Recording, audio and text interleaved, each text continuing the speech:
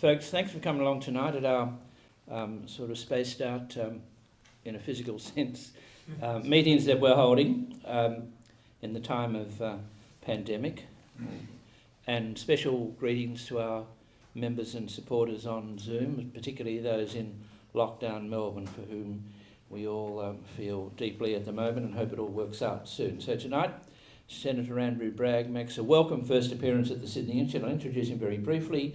Educated at the Australian National University in Canberra, background in accountancy and financial services, but most importantly, Senator for New South Wales since the 2019 election. And tonight our speaker's going to speak about Baraja, the Liberal Case for National Reconciliation, and we've got copies of that book tonight, which our speaker will sign, and we'll sell some in the room and some online to those who are not in the room. So, Andrew Bragg, you're very welcome. Thank you.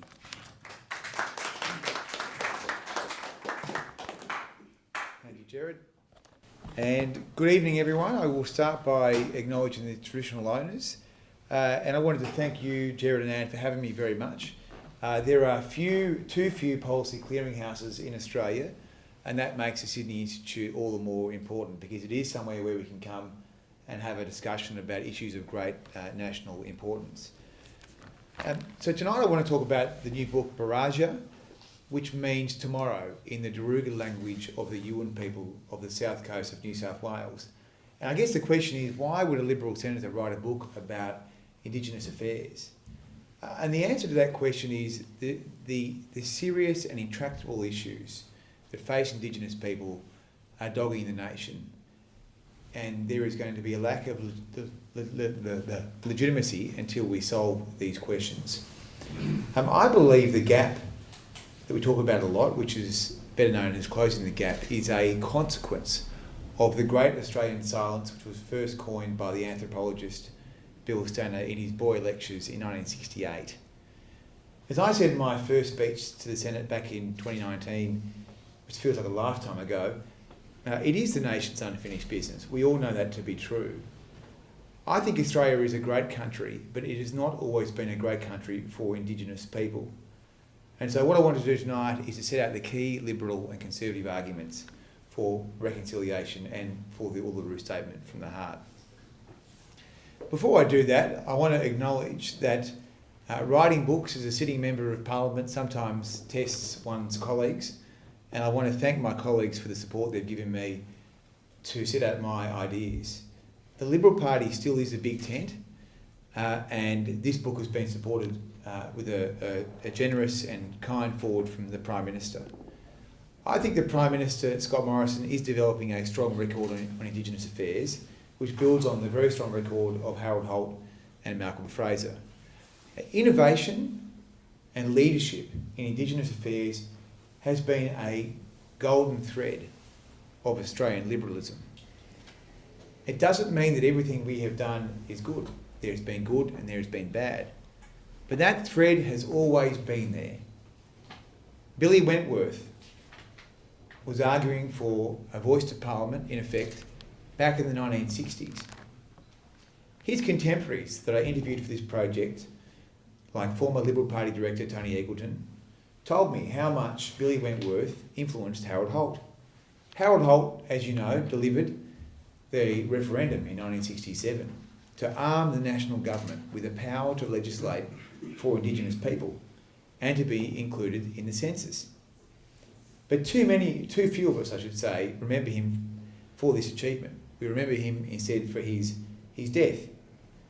I don't believe his successor or predecessor would have taken the formula that he took to the people in 1967. And had he not disappeared from that beach, he would have been able to write a biography, he would have been able to nominate his key achievements, and we would remember Holt as a person that delivered the most successful referendum in Australian history. In the book written by Professor Tom Frame, there are just 4 pages devoted to the referendum. Now, this is not a reflection on Frame. I think Frame is a brilliant person and has supported me personally, but 4 pages dealing with this most important referendum in the single biography on Holt, I think is a good reflection of Tony Abbott's edict that Liberals should write more books because the failure to better understand the past shrinks our capacity to be ambitious in the present. Malcolm Fraser delivered land rights laws. These laws today have led to the bulk of the Northern Territory being under the control of the original owners. The Fraser era was not a period of economic reform, but it was impeccable on liberal values. A fair deal for Indigenous people and a strong humanitarian approach on Vietnam and South Africa. The thread really bloomed during this period, and I was able to interview all three of Fraser's ministers for Aboriginal Affairs, Ian Viner, Peter Boehm and Fred Chaney. They all say Fraser was instrumental in shepherding through highly controversial land rights laws in the face of enormous opposition from the Northern Territory government, pastoral and mining sectors. Yet the nation remembers Gough Whitlam pouring the dirt through Vincent Lingiari's hands. We don't give Fraser enough credit for driving this first land rights system. The renowned Indigenous leader Charles Perkins described Fraser as the best leader on Indigenous affairs. He said Fraser was A1. Our Prime Minister, Scott Morrison, has presided over the radical overhaul of the Closing the Gap targets in collaboration with the Coalition of the Peaks. I'm sure this will be a historically significant contribution. The PM has assured that this critical reform agenda, which is designed to boost education, health and economic participation, is now co-designed with appropriate input from the community itself. This is the commitment he made to fund the voice co-design process, which is currently underway through Ken Wyatt's department. He has also changed the anthem. Australia's greatest sporting champion, Cathy Freeman, said on New Year's Day, "What a way to start the year, a phone call from our Prime Minister to say that we are one and free. Thank you." So far, the process of putting the book together has made Tony Abbott's point that Liberals should write more books because we have good things to say. And so I would say to you tonight that there are 4 reasons that we should lead this next historic reform agenda. We have a historical record which is significant and has proven that it can deliver big reforms in the past. The illiberal laws that we have in this country for Indigenous people require a special system. Thirdly, this is a patriotic agenda. And finally, we should also build on our contribution in Canberra, the nation's purpose-built capital. Reconciliation, in my mind, comprises hard and soft components. The hard parts are the constitutional components and the Uluru Statement. The softer components go to how we see ourselves as a nation, especially in that purpose-built capital. So firstly, on the historical record, we have delivered key reforms. The Menzies government established AATSIS, which is the body charged with conserving and preserving Indigenous language and culture. This is the institution which helped the Yuin people preserve the Daruga language, which has given us the name for this book today. Menzies also passes voting rights reform through his minister, Paul Hasluck, in 1962. This is the reform that allowed all Indigenous people to vote in Australian federal elections. Many people have had this confused with the referendum. The referendum was about the census and it was about establishing a power for the Commonwealth to legislate in this area.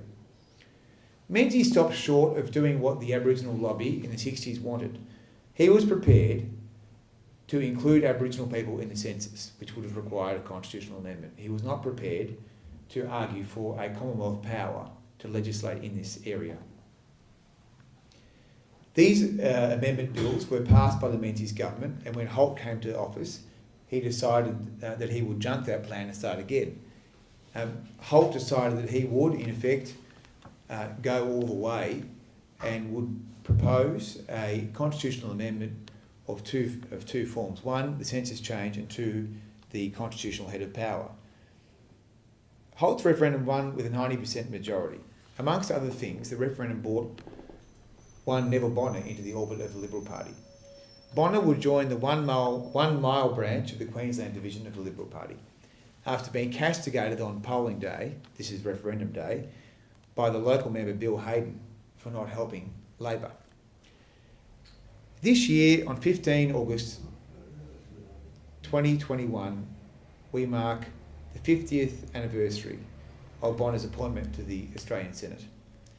He's a great historical figure and a Liberal that we can be proud of. Holt's ambition for Indigenous affairs, of course, was cut short by his untimely death. The cudgels were then picked up a decade later by Malcolm Fraser. Fraser delivered the Land Rights Act, which led to the traditional lands being returned to traditional owners. The process also spurred the states into action. The Tonkin government in South Australia was first, and other state governments followed.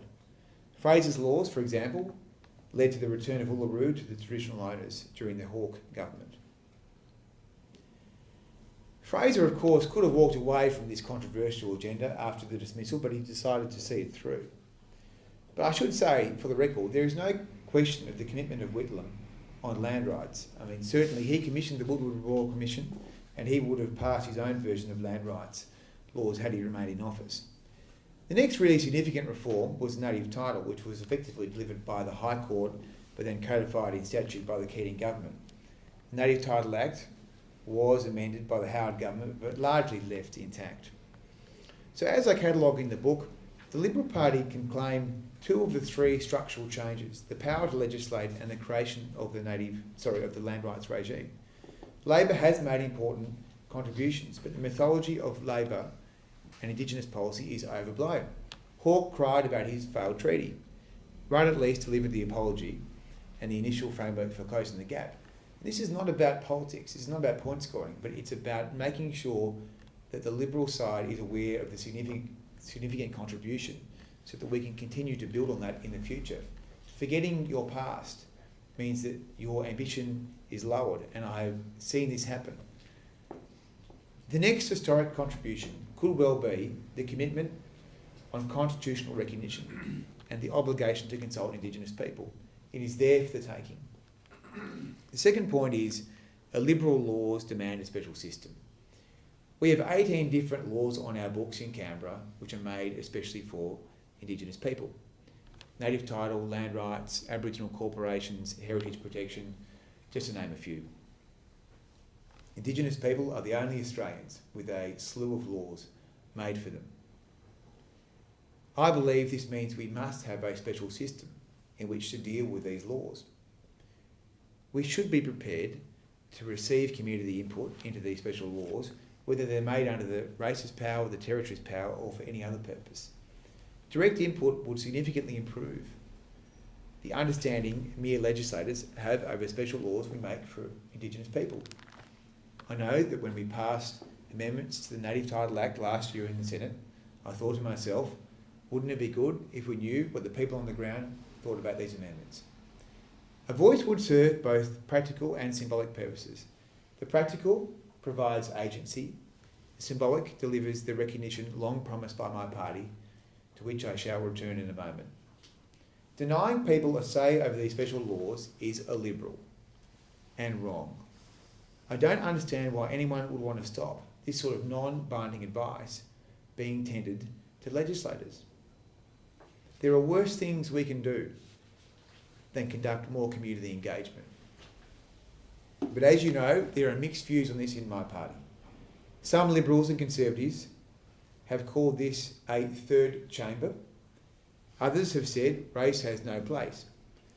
I, along with Julian Leeser MP, the member for Berowra, are two of the most enthusiastic supporters of a special system, and there is a growing group inside the coalition party room in favour of our voice. I wrote the book Barragia to build out the Liberal case, which I was most keen to see the colleagues adopt.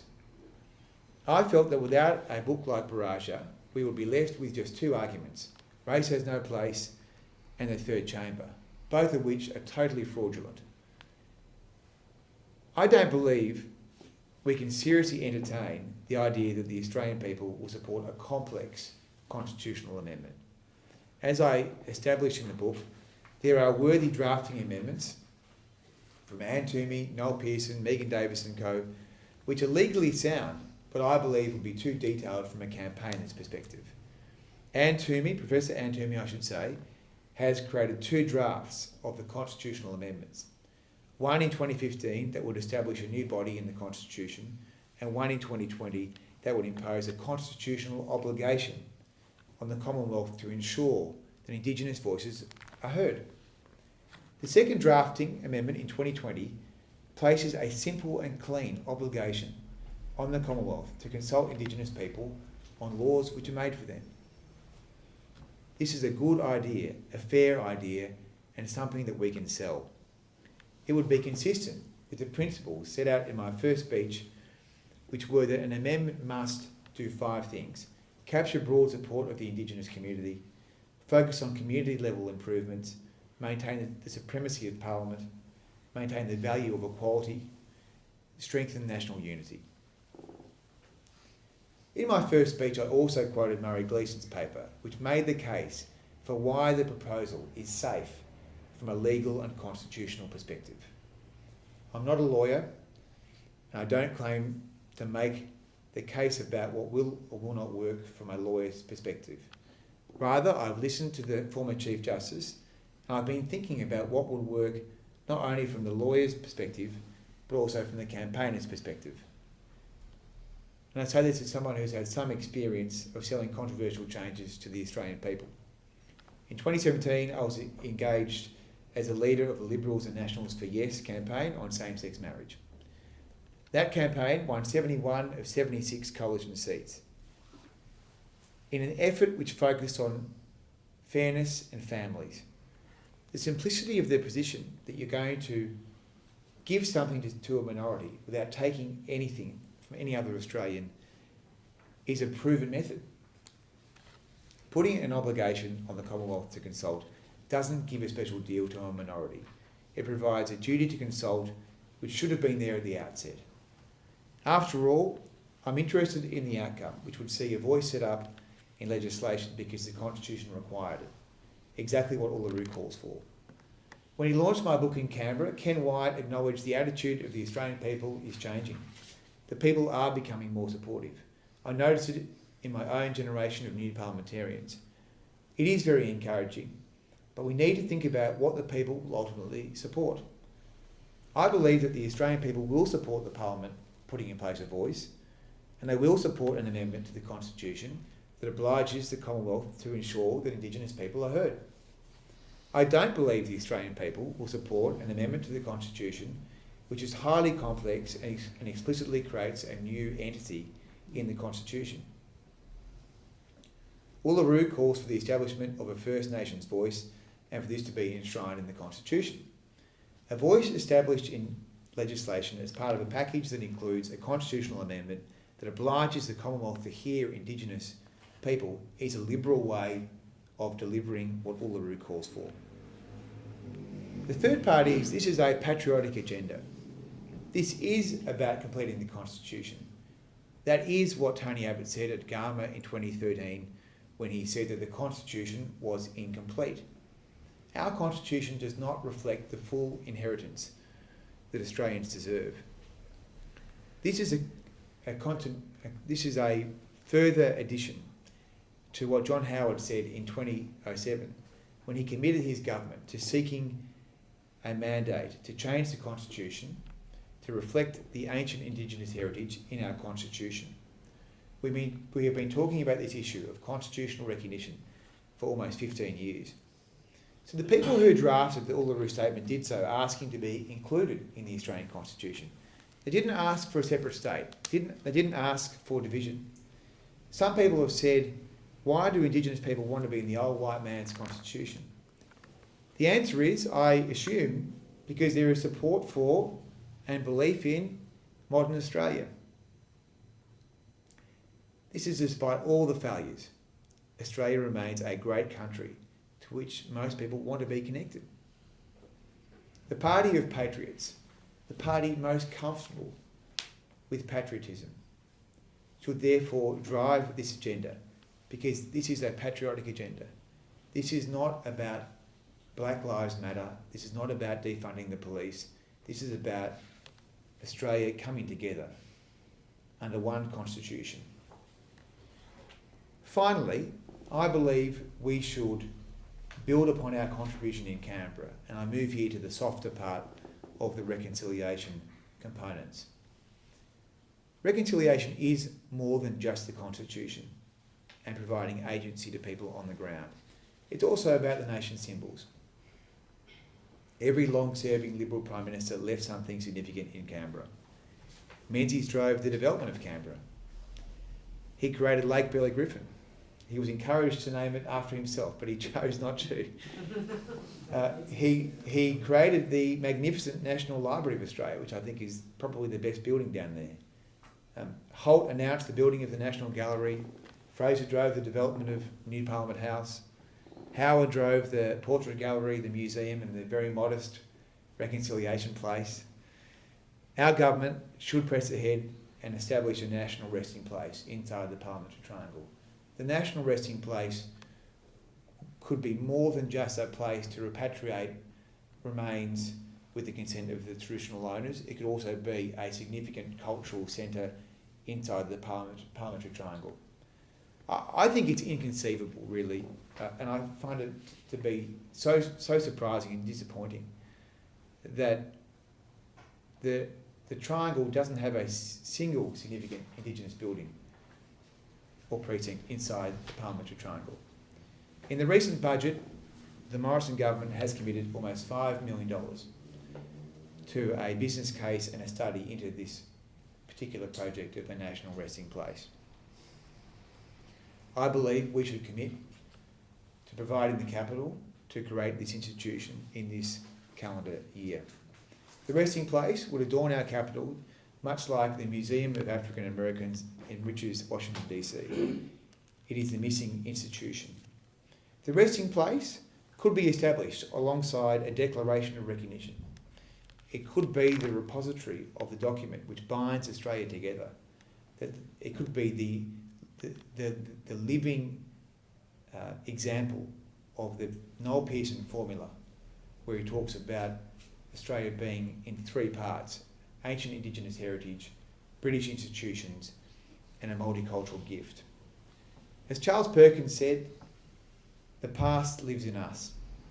We can't change the past, but we need to make sure that the restlessness in Australia is concluded by delivering a national reconciliation worthy of a great nation.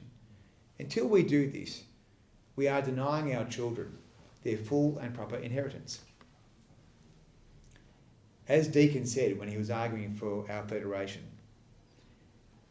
we are trustees for posterity, for the unborn millions, unknown and unnumbered, whose aspirations we may help to fulfil and whose destinies we may assist to determine. And he said that at the Adelaide Federation Convention in 1897.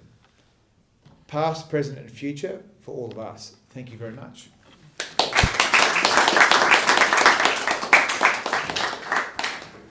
So many thanks to Senator Bragg. And as I said, there are copies of Baruja, the Liberal Case for National Reconciliation, which are on sale tonight and also on sale online for those who are following us by Zoom. So we come to questions discussion. We've got plenty of time. Just come back here. In your book, you've got some fine photographs in your book. I also should say that Senator Bragg is an honorary fellow of the PM Glenn Institute at the Australian National University. It's their Australian Catholic University. It's their public policy think tank. I don't know how I made that error. Not having a good night. Anyway, it's been a great speech.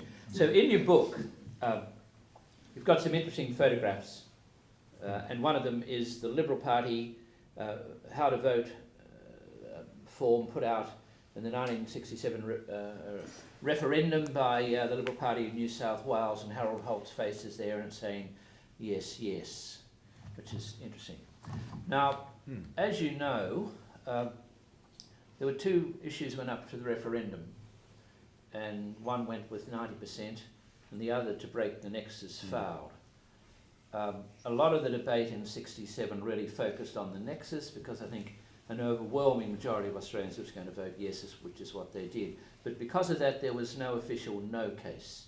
There was an official no case in the nexus, but no official no case on the matters that affected Aborigines. So if there were a referendum on this occasion, you would expect a no case. Would you think that would make any difference? Yeah, so firstly, the how to vote card from the referendum, which was dug up by my office, was, I think it's probably one of the best pictures in the book. I made it available to the Holt family actually, who they'd never seen it before either, and in fact at the launch with Gladys Berejiklian, we had members of the Holt family and the Wentworth family present, so I think that was a very nice link back to the past. I'm going to answer your question. It's funny, I had to actually ask the New South Wales division for the Liberal Party if I could use that image. So I have got all the approvals, don't worry. Look, there will definitely be a strong no case. And because people will say, well, this is a Liberal, this is wrong, why are we giving these people a special deal? Haven't they already got all our money? And I think there will need to be a very, very well thought through yes case. And I think a lot of it starts with, well, the system we already have is fundamentally a Liberal, and it has been for 250 years, and we keep on building on it. We're making it more and more Liberal the more and more we make these laws. So we just have to find ways that we can argue a simple yes case, which is just reflecting the truth of the Australian settlement, that there's always been a need for these special laws. The special laws today are more favourable to Indigenous people than they have been for most of the 250 years, because the no case, which will be led by the IPA and others, which I think, by the way, do good work, not on this exact issue, but in other areas, I think will be they'll be tough competitors. I mean, as you know, the no case will be officially led by politicians. There's got to be politicians to put it up. I won't tell you who will lead it right now, but I've got some suspicions. Now I've got a question from Frank Brennan, who signs off Frank brackets in lockdown brackets down in Melbourne, and he says this: how about simply amending section 5126, instead of the words "the people of any race for whom it is deemed necessary to make special laws," substitute the words, quote, "Aborigines and Torres Strait Islanders for whom it is deemed necessary to make special laws after consultation with them." So I mean, I quite like that idea from a practical point of view, because I think that if you are going to make special laws, you should have a special system for managing those laws. And I think that's the crux of this argument. And that's something that we've been terrible at doing. I mean, I think there have been many goes at it over the time.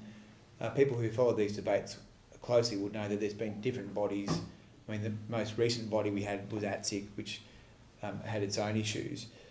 So I think that model could work for from a practical perspective. But the reality is, I mean, even One Nation would accept the need for there to always be special laws for Indigenous people, because you've got the principle of native title, you're going to have land rights, you're always going to have these laws. So you're going to have a special system there. If you made it race neutral, it would still solve the practical problem. I don't think it would solve the symbolic issue of the Constitution being vacant on the question of Indigenous people and Indigenous heritage. Now, the Indigenous people are not interested in any other constitutional recognition other than having something which is a practical change. I mean, they're not interested in a flowery preamble. And for people that are much smarter than me, you'll know that there are great legal risks that the nation would face if we were to put flowery language anywhere in the Constitution. I'm going to pronounce this guy's name wrong, but is it Scalia? Is it Scalia? Scalia, the US. He was a High Court Justice, right? Yes, Supreme Court Justice. Yeah, who said that, you know, if you want to see flowery language, go and have a look at the Declaration of Independence. Don't look at the Constitution. So I think that actually works quite well for people that take a constitutionally conservative view. Okay, so there's a question. Okay. Look, the book is terrific, and it's a very clear and well-argued case for yes, and it shows the problems. But I was in the, for my sins, the referendum for the Republic before 2000, and it seems to me that apart from the fact that there were so many different voices, there's a lot of similarities with this debate, and the problem is that no one actually came up with a simple model. Frank Brennan's the first I've heard, and it won't satisfy the Indigenous groups. Also, they're all very divided. So are Labor and Liberal working together, National Party working together? Because unless you all work together and there is a clear and acceptable model, in that Republican phrase, I don't see it getting up. And the other problem is that the Prime Ministers, whether it was Malcolm Turnbull last time or the current Prime Minister or maybe a future Labor Prime Minister, do not want to put up a referendum like this that will go down. Yeah, okay. So there's two parts to this answer. The first is, yes, we should study closely what went wrong with the Republic referendum. The second history reference point is the same-sex marriage debate of 2017, where there was a plebiscite, which wasn't compulsory but had about 80% turnout and a 60% yes vote. So I think that there are some parallels that can be learned there. I think the messaging on that, I mean, especially messaging to Liberal Conservatives, voters on same-sex marriage, was quite different to what you might see to Greens and Labor target voters. And as I say, the Liberals and Nationals campaign focused more on, this is a fair thing for families. This is something that will take nothing from you. I mean, you may remember the billboards of the soldiers saying, "I can give my heart for my country, but I can't, get married," or whatever it was. I mean, all those sort of things. So I thought that was quite an effective campaign. So that will provide us with some useful guidance. On the process question, what we're doing now is we're doing co-design. So that is effectively the Minister, he's charged Marsha Langton and Tom Calma to look at the different models that could be used as a legislative voice. And once that is concluded, then the executive government will turn its mind to legal and constitutional arrangements. I think we should make a commitment in this term to hold a referendum in the next term, and then in the next term we should try and agree what that simple wording would be with Labor. Now, unless we can agree that with Labor, then this thing is never going to happen. There are different views on this, on what sort of wording would be appropriate. I am clearly a minimalist in that I don't want to see the Constitution heavily amended. I don't think it needs to be. I don't think it should be. I don't think it's desirable. I mean, I would style myself as a constitutional conservative, not that I'm too big into labels, but I think it's been an effective charter of government, served the country well.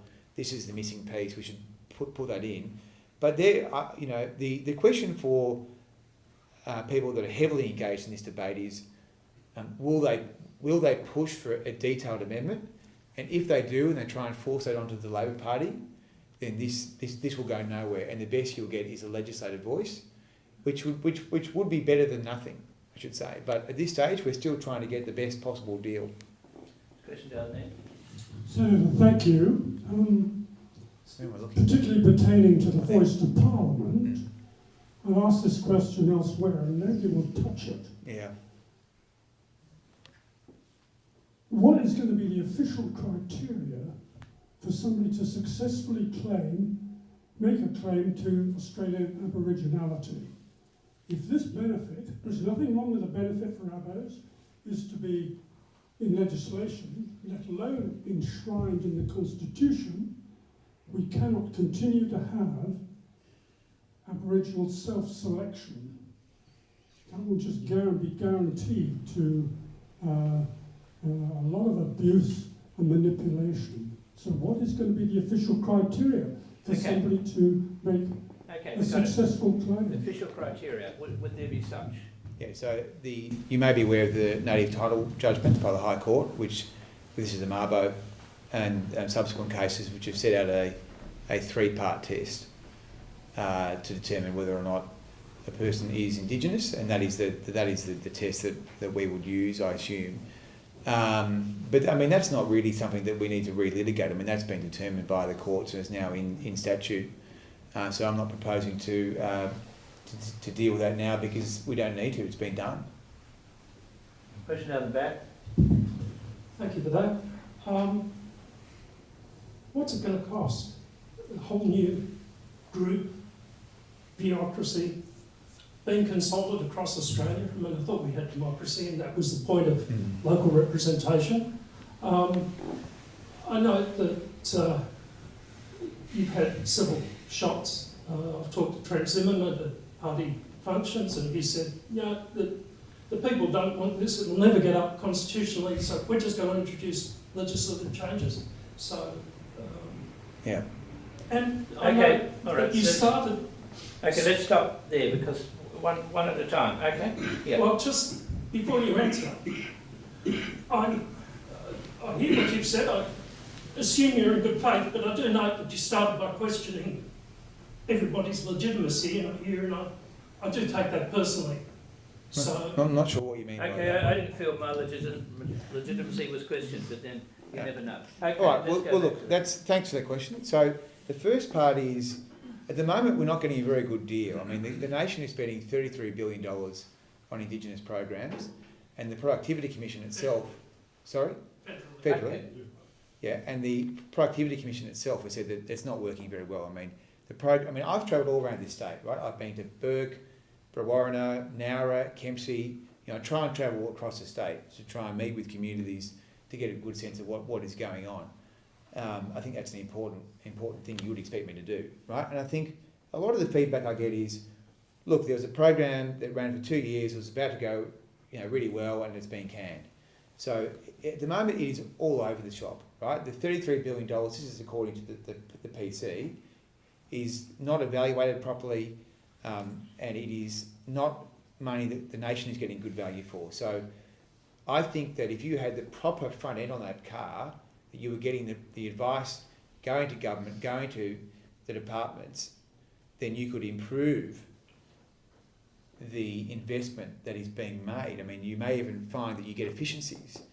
And so we now have appointed an Indigenous person who is Mr. Mokak, who is an Indigenous person who is a productivity commissioner. So he's leading this body of work around having a proper evaluation strategy, because I think it's entirely reasonable point for you to raise that why would the nation spend $33 billion on a particular group of people without ensuring that was being spent well, because that is coming from the Commonwealth. And so I think that's an important thing that the voice could actually really improve, because it would be connected to community, right? Rather than being determined in Macquarie Street or Canberra, you're going to get proper feedback and advice from the ground about programs. Now hang on, we've got to move on. Okay, who's next? Well, there's a question here. And, okay. Okay. You mentioned that what you could call reconciliation had two components, what you call a hard part and a soft part. Was the hard part what you would call contentious legislation, or was it hard in some other way? And what exactly is encompassed in the soft part? Okay, so the hard part is having a debate about the Constitution and about laws and about national policy. That is hard, and it should be hard. This is a democracy. This is a robust democracy. So that's the hard part. So constitutional amendments, policy, that's hard. The softer stuff is just the stuff that we should do. I think it's incredible that there are now, if you look at Canberra, right, it's a purpose-built national capital. There's no Aboriginal flag inside any part of the public area of the Parliament.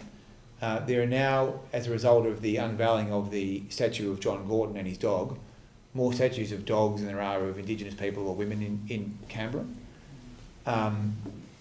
And there is, as I said in my remarks, there are no institutions, right? And this is a purpose-built national capital. This is not England. This is Australia. So I think we could do a much better job of paying respect to that culture and that history. I noticed it I'm 36, right? So when I went to school, there was bits and bobs. Year 11 history, we learned all about John Batman. Of course, John Batman, he was involved in massacres. He was involved in massacres in Tasmania. I noticed it in my own children. They're much more aware of the full balance of Australian history. I don't think this is something that we should be afraid of. I think this is a good thing, as Noel Pearson has talked about, that Australia is a modern conglomeration of Indigenous heritage British institutions which have served the country so well, and now a multicultural gift. So I'm all for embracing all parts of that. I don't think it's a trade-off. I think often these things are seen as trade-offs. I know that people feel that symbolism is important, and I know that people are emotional about it sometimes, but I think we can do a better job. You spoke about, in your book, you write about John Howard's address at the Sydney Institute in October 2007. Now, to what extent are you moving beyond what John Howard said at the time? I think at the time it surprised some people. It was supported, I think, by Noel Pearson and some others. How much are you going beyond what John Howard suggested in 2007? Well, again, I think it again shows what a great policy clearinghouse you run here at the Sydney Institute. I mean, that was a critical speech. It was a speech which obviously wasn't able to be delivered on because the government changed. I mean, Howard at the time, it's a very good lengthy speech, was talking about probably a preamble, a set of words somewhere in the document, in the Constitution, which would have reflected the fact that there is a continuing history of 60,000 years of Indigenous heritage. In that 14 years since, there have been half a dozen, maybe a dozen, inquiries, reviews, committees, commissions, looking at how that could be done. And 10 years later at the Uluru Convention, the Indigenous people said, we're not interested in flowery recognition, we actually need some agency to solve some of our problems because the problems are intractable. And the Closing the Gap targets are focused on education, economic participation, because in order to be successful in this country, in the modern world, you need to have some sort of economic agency which comes from education, which comes from economic participation. So what the Indigenous leadership have put forward is a request to be consulted on laws and policies which are made for them. This is non-binding advice. I mean, I think this is pretty soft. I mean, I find this striking how controversial this can be. I mean, this is the country we have. We have today 18 different laws on our books which are made for Indigenous people. I mean, I think that if I made a special law for John Mangos, I'd like to think that he would be able to have a special say on that. I mean, I think it's that simple, and I'm not trying to trivialise this, but it's critical that if we want to have special laws, different systems, that we need to be prepared to give people a say on how those laws are deployed. Down the back. Yeah, I take all your points, but there's one problem in all of this, and this affects people who have little to do with Indigenous affairs and are God-fearing, good-living Australians, and that is that the decades of mismanagement of ordinary Indigenous lives in this country has been not only a white man's burden, it is an Indigenous person's burden. And Josephine Cashman at the moment is trying to produce an Indigenous movement from the grassroots up, because her thesis is that the leaders of the Aboriginal and Indigenous communities have for too long been a small clique that have played the rules and have left the rest of the community marginalised. Now, when ordinary Australians who are non-Indigenous watch what's happened over 40, 50, 60, 100 and 200 years, can you blame them for having a problem with saying only when Indigenous leaders are consulted things will get better, because they say it's been the Indigenous leaders that have let the Indigenous community down? Yeah, so I think there's a couple of points I make there, Anne. And the first is I think there is a problem of proximity that many Australians don't know any Indigenous people. I think that means that makes this debate much harder than it did on same-sex marriage. The second part is I've tried to do my own investigation by travelling widely. And as I say, when you travel to communities like Burke and Brewarrina, which are part of my state, I mean, people are not talking about the Constitution there. They're talking about, I mean, and that would be the same in any low socio-economic community, whether it was Indigenous or non-Indigenous. I mean, people don't think about the Constitution. I mean, why would you? I mean, I have to. Land claims, compensation. Hang on, excuse me. So the point is, though, that people do want to have more agency. That is feedback I get on the ground from community leaders, from community members. And I think that, so it's critical that for us to do this, it's got to be connected to country, it's got to be connected to communities for it to be effective. And that is going to be, like, even in this state, right? I mean, this is the biggest population of Indigenous people in this state, about 300,000. And I know from personal experience that the issues in Redfern are different to the issues in Bree, Warriner, they're different to the issues in Kempsey and Nowra, right? So the local voice structures that Wyatt is currently consulting on need to be different in different areas. They need to reflect different community traits and desires. The question of what a national voice would do, I think, is quite separate. I mean, for example, you would know that, many people would know that we, the national government, are in a terrible mess when it comes to the Aboriginal flag. I mean, effectively, the Keating government gazetted the Aboriginal flag under the Flags Act in 1995 without, I mean, this is a good example, without bothering to consult anyone, they just gazetted it. And the guy who actually owned it and created it, Harold Thomas, said, hang on, that's actually my flag. Thomas then goes to the federal court in 1997, secures the copyright from the federal court, he still owns the flag. And then fast forward to 2020, and the AFL, on the back of feedback from local Indigenous charities and community groups, have said, we're not going to pay to use the Aboriginal flag anymore because Aboriginal medical services and charities are being slugged bills to use a flag that is supposed to be widely held. And so we're in a process of trying to purchase the rights to the flag. But it's a very good example of, oh yeah, we'll just do what we think would be fine.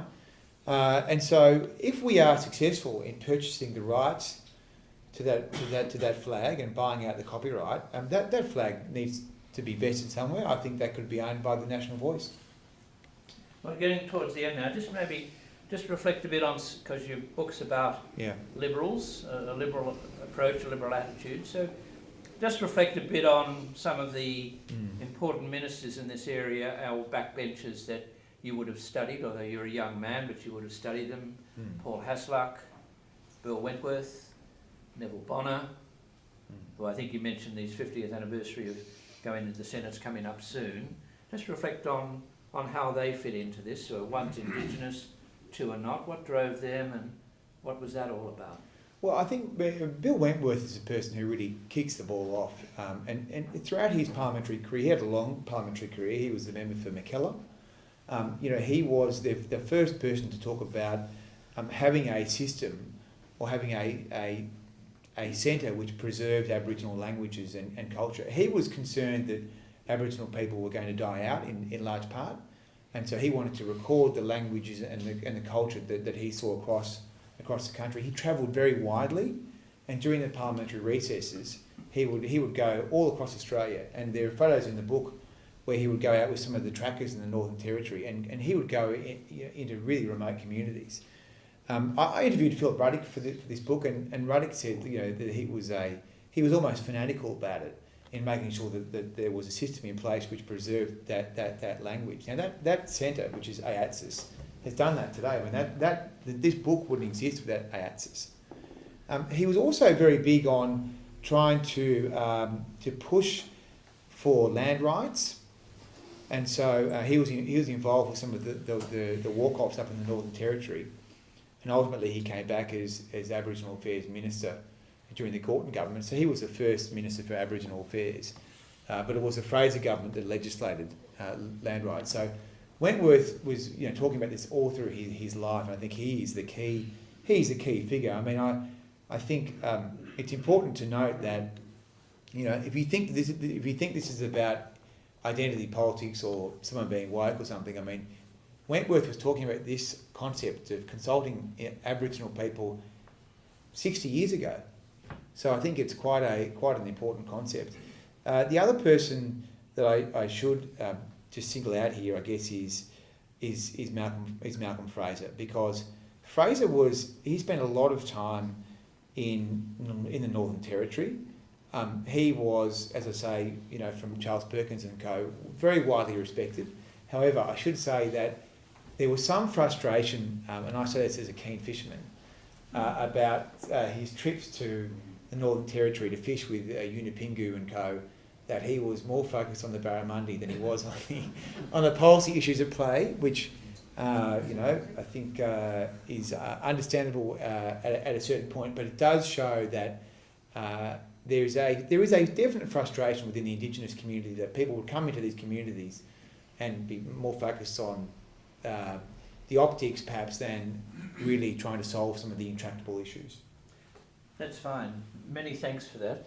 And it's a good way to end up, because what is in this book is, as it ought to be, is a very strong focus on history and players, men and women in the issue going back 2 centuries.